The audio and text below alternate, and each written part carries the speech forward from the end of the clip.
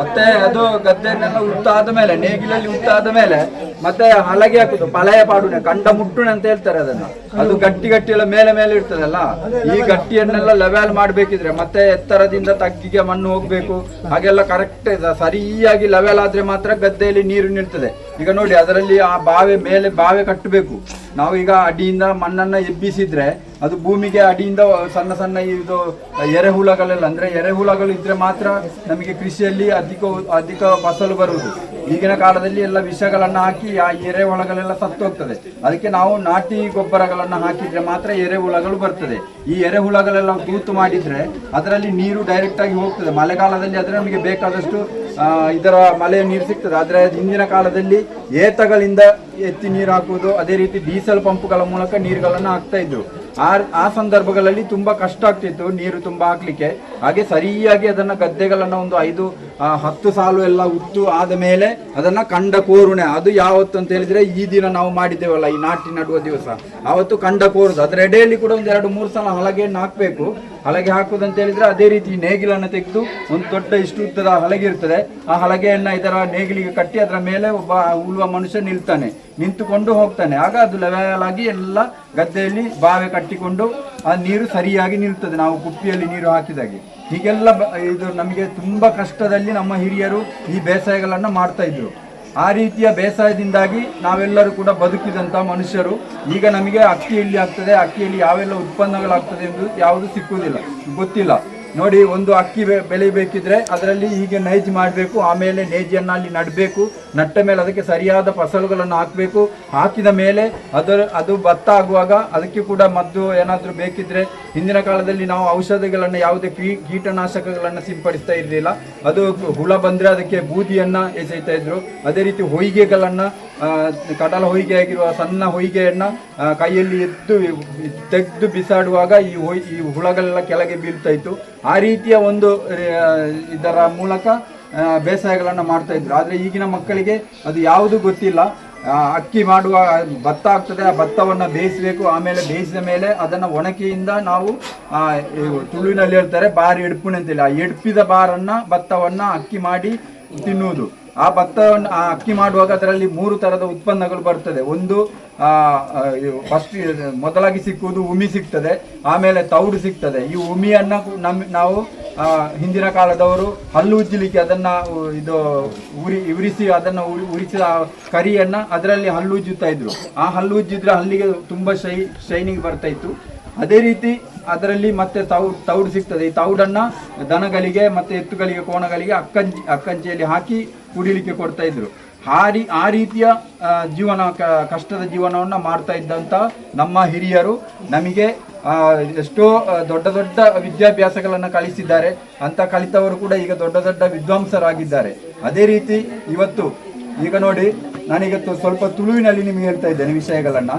ಈಗ ನೀವು ಈ ನಿತ್ಯ ದಿನಟ್ಟು ನಿಕ್ಲು ಮಾತೆರ್ಲ ಪೊರ್ಲೂಡೆ ಈ ಕಂಡದ ಕೋರಿನ ಎಡ್ಡೇನ ರೀತಿಯಲ್ಲಿ ಅನುಭವಿಸಿನ ಮಾತ್ರತ್ತು ನಿಕ್ಲು ನಮ್ಮ ಮೊಳಂಪುದ ಕಂಡ ಕೆಸರತ್ತು ಹೆಚ್ಚಿನಕ್ಲು ಮಾತೆಲ್ಲ ಪನ್ಪೇರಿ ಕೆಸರಡು ಒಂಜಿ ದಿನ ಅಂದು ಅಂಡ ಕೆಸರತ್ತು ಕಂಡಡಿತ್ತು ನಾವು ಪವಿತ್ರವಾಯಿನಂಚಿನ ಮೊಳಂಪು ಐನ್ ಏಪಲ ಕೆಸರಂದು ಪನೀರ ಬಲ್ಲಿ ನಮ್ಮ ಅವು ಕೆಸರಂದು ಪನ್ಪಣೆ ನಮ್ಮ ಸಾದಿರಿ ಪೋನಗ ತಿಪ್ಪುನಂಚಿನ ಒಂದು ಗಾಡಿಗಳು ಪೂರ ಪೋದು ಅಲ್ಪ ಕಲ್ಟದು ಹಾಲಾಯಿನಂಚಿನ ಮಣ್ಣು. ಅವೇ ರೀತಿ ನಮ್ಮ ನೀರುಗಳು ಒಂದು ಅಂಚಿನ ಕೊಳಕು ನೀರುಗಳು ಮಾತ್ರ ಒಂದು ನಂಚಿನ ಜಾಗೇನೆ ಕೆಸರಂದು ಪನ್ಪೇರು ಆಂಡ ಕಂಡಡುಪ್ಪುನವು ಏಪಲ ಕೆಸರತ್ತು ಅವು ಪವಿತ್ರವಾಯಿನಂಚಿನ ಮೊಳಂಪುದ ಮಣ್ಣಿಂದ ಏನು ಪನ್ಪೇರು.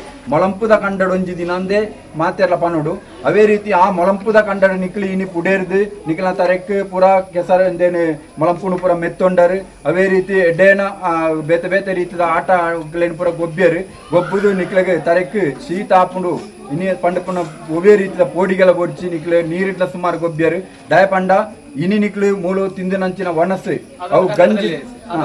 ಇದು ನೀವು ಮಾಡಿದಂತ ಊಟ. ಈ ಊಟ ಯಾಕೆ ಗಂಜಿ ಊಟ ಇವತ್ತು ಕೊಟ್ಟಿದ್ದಾರೆ ಅದು ಈ ಮನೆಯವರಿಗೆ ಗೊತ್ತುಂಟಾ ಇಲ್ವಾ ಅಂತ ನನಗೆ ಗೊತ್ತಿಲ್ಲ ಅದರ ಹಿನ್ನೆಲೆ.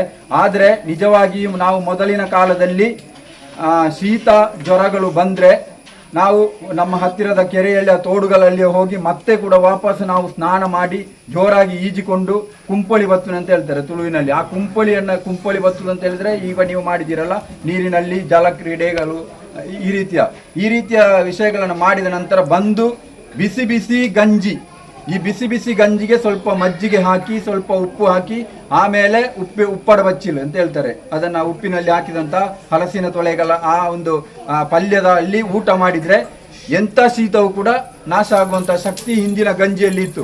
ಅದೆಲ್ಲರಿಗೂ ನಿಮಗೆ ತಿಳಿದಿರಬೇಕು. ಇವತ್ತು ನೀವು ಆ ಗಂಜಿ ಊಟವನ್ನು ಮಾಡಿದ್ದೀರಿ.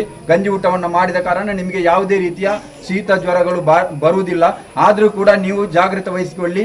ಈ ದಿವಸ ನೀವು ಹೋಗಿ ದಯಮಾಡಿ ಯಾರು ಕೂಡ ಬಿಸಿ ನೀರಿನಲ್ಲಿ ಸ್ನಾನ ಮಾಡುವುದು ಬೇಡ. ಬಿಸಿ ನೀರಿನಲ್ಲಿ ಸ್ನಾನ ಮಾಡಿದರೆ ನಿಮಗೆ ಖಂಡಿತವಾಗಿಯೂ ನಾಳೆ ಜ್ವರ ಇಲ್ಲದ್ರೆ ವಾಪಸ್ಸು ಶೀತ ಆಗುವ ಸಂಭವಗಳು ಇದೆ. ಅದನ್ನು ನೀವು ಖಂಡಿತವಾಗಿ ಜ್ಞಾಪಕದಲ್ಲಿಟ್ಟುಕೊಳ್ಳಿ. ಈ ರಾತ್ರಿ ನೀವು ಹೋಗಿ ಇನ್ನು ತಲೆಗೆ ಯಾರು ಇವತ್ತು ಸ್ನಾನ ಮಾಡುವುದು ಬೇಡ. ಸ್ನಾನ ಮಾಡುವುದಾದರೂ ಕೂಡ ನೀವು ಈ ದಿನ ತಣ್ಣೀರಿನಲ್ಲೇ ಸ್ನಾನ ಮಾಡಬೇಕು. ಅಲ್ಲದೆ ಕಡ್ಡಾಯವಾಗಿ ನಿಮ್ಮ ಮನೆಯವರ ಹತ್ರ ಹೇಳಿ ಇವತ್ತು ರಾತ್ರಿ ನೀವು ಮಲಗುವಾಗ ಒಂದೊಂದು ಅರ್ಧ ಗ್ಲಾಸಿನಷ್ಟು ಇದರ ಕರಿಮೆಣಸಿನ ಕಷಾಯವನ್ನು ಕಡ್ಡಾಯವಾಗಿ ನೀವು ಕುಡಿಯಿರಿ. ಖಂಡಿತವಾಗಿಯೂ ನೀವು ಇಂದಿನಂತೆ ನಾಳೆಗೆ ಶಾಲೆಗೆ ಹೋಗ್ತೀರಿ. ನಿಮಗೆ ಒಳ್ಳೆ ಶಕ್ತಿ ಇದು ಮತ್ತೆ ಒಳ್ಳೆ ಇಂಟ್ರೆಸ್ಟ್ ಬರ್ತದೆ. ನಾಳೆ ಯಾವುದೇ ತೊಂದರೆ ನಿಮಗೆ ಶಾಲೆಗೆ ಹೋಗ್ಲಿಕ್ಕೆ ಆಗುವುದಿಲ್ಲ. ನೀವು ಈ ರೀತಿಯ ಕೆಲವು ನಮ್ಮ ನಂಬಿಕೆಗಳನ್ನು ಇಟ್ಟುಕೊಂಡು ನಿಮ್ಮ ವಿದ್ಯಾಭ್ಯಾಸದ ಜೊತೆಗೆ ಅದನ್ನು ಕೂಡ ಸೇರಿಸಿಕೊಳ್ಳಿ. ಇವತ್ತು ನೋಡಿ, ರತ್ನಾಕರ ಸರ್ ಅವರು ಪ್ರೊಫೆಸರ್ ಆಗಿದ್ರು ಕೂಡ ಅವರಿಗೆ ಇದರ ಬೇಸಾಯದ ಯಾವುದೇ ಇದು ಮಾಡುವ ಅಗತ್ಯ ಇಲ್ಲ. ಆದರೂ ಕೂಡ ಅವರು ಯಾಕೆ ಮಾಡಿದ್ದಾರೆ ಅಂತ ಹೇಳಿದ್ರೆ, ಮಕ್ಕಳು ಮುಂದೆ ಬೇಸಾಯದಲ್ಲಿ ತಮ್ಮನ್ನು ತೊಡಗಿಸಿಕೊಳ್ಬೇಕು. ಅದೇ ರೀತಿ ಈ ಬೇಸಾಯದಲ್ಲಿ ಈಗ ತುಂಬ ನಷ್ಟ ಆಗ್ತದೆ. ಈ ನಷ್ಟ ಆಗುವ ಸಂದರ್ಭದಲ್ಲಿ ಹೆಚ್ಚಿನವರು ನಮ್ಮಂತ ಈಗ ನಾವು ಉದ್ಯೋಗ ಇಲ್ಲದವರು, ನಾವು ಕೃಷಿಯನ್ನೇ ನಂಬಿ ಬದುಕಿದವರಿಗೆ ಕಷ್ಟ ಆಗ್ತದೆ. ಆದರೆ ನಾವು ನಮಗೆ ಕೃಷಿ ಬೇಡ ಅಂತೇಳಿ ನಾವು ಬಿಡುವಂತಹ ಸಂದರ್ಭಗಳಲ್ಲಿ ಇಂಥ ಪ್ರೊಫೆಸರ್ಗಳು ಅಂದರೆ ದೇವರು ಅವರಿಗೆ ಬೇಕಾದಷ್ಟು ಕೈ ಸಂಬಳವನ್ನು ಕೊಟ್ಟಿದ್ದಾರೆ. ಆದ ಕಾರಣ ನಷ್ಟ ಆಗುವಂತಹ ಆ ಶಕ್ತಿಯನ್ನು ವಹಿಸುವಂಥ ಶಕ್ತಿ ಇದು ಅವರಲ್ಲಿ ತಾಕತ್ತು ಇದೆ. ಆದರೆ ನಮ್ಮಂಥ ಕೃಷಿಕರು ಏನು ಮಾಡ್ತಾರೆ, ಒಂದು ವರ್ಷದ ಬೇಸಾಯಕ್ಕೆ ಬೇಕಾಗಿ ಬ್ಯಾಂಕ್ಗಳಿಂದ ಸಾಲಗಳನ್ನು ಪಡೆದುಕೊಳ್ತಾರೆ. ಈ ಬ್ಯಾಂಕ್ಗಳಿಂದ ಸಾಲವನ್ನು ಪಡೆದ ತಕ್ಷಣ ನಾವು ಆ ವರ್ಷದ ಬೆಲೆಯಲ್ಲಿ ನಷ್ಟ ಆದರೆ ಮತ್ತೆ ನಮಗೆ ತಿರುಗಿ ಸಾಲವನ್ನು ಇದು ಸಂಧಿಸುವಂತಹ ಒಂದು ಪ್ರಸಂಗಗಳು ಸಿಕ್ಕುವುದಿಲ್ಲ. ನಮ್ಮ ಬೆಲೆಯಲ್ಲಿ ನಷ್ಟ ಆಗ್ತದೆ.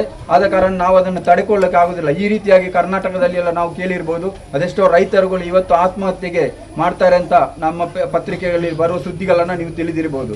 ಈ ಕಾರಣದಿಂದಾಗಿ ಈ ರೀತಿ ಆಗ್ತದೆ. ಆದರೆ ನಾವು ಎಲ್ಲರಿಗೂ ಈ ವಿಷಯವನ್ನು ಮುಟ್ಟಿಸಬೇಕು.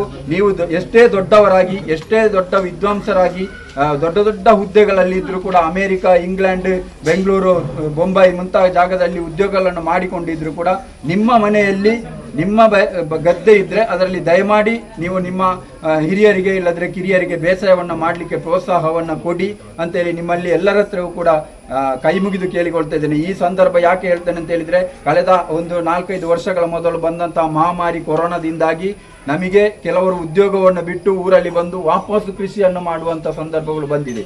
ಇದು ನಾವು ಜ್ಞಾಪಕದಲ್ಲಿ ಇಟ್ಕೊಳ್ಬೇಕಾದಂಥ ವಿಷಯ. ಒಂದು ಕೃಷಿ ಇದ್ರೆ ಖಂಡಿತವಾಗಿಯೂ ಒಂದು ತುಳುವಿನಲ್ಲಿ ಹೇಳ್ತಾರೆ, ಒಂಜಿ ಕೈಲಿ ನುಪ್ಪು, ಒಂಜಿ ಕೈಲಿ ಗಂಜಿ ತೆಲಿ ಪರೋಳಿ, ಒಂಜಿ ಕೈಲಿ ಗಂಜಿ ಉಣೋಳಿ ಅಂತೇಳಿ. ಆ ರೀತಿಯ ಗಂಜಿ ಊಟವನ್ನು ಮಾಡಬೇಕಿದ್ರೆ ಕೃಷಿಯು ಕಡ್ಡಾಯವಾಗಿ ಬೇಕು. ನೀವೆಲ್ಲರೂ ತಿಳಿದುಕೊಳ್ಳಿ. ಈ ಸಂದರ್ಭದಲ್ಲಿ ನಮ್ಮ ಈ ಎಲ್ಲ ಕಾರ್ಯಕ್ರಮಗಳು ತುಂಬ ಚೆಂದಾಗಿ ನಡೆದಿದೆ.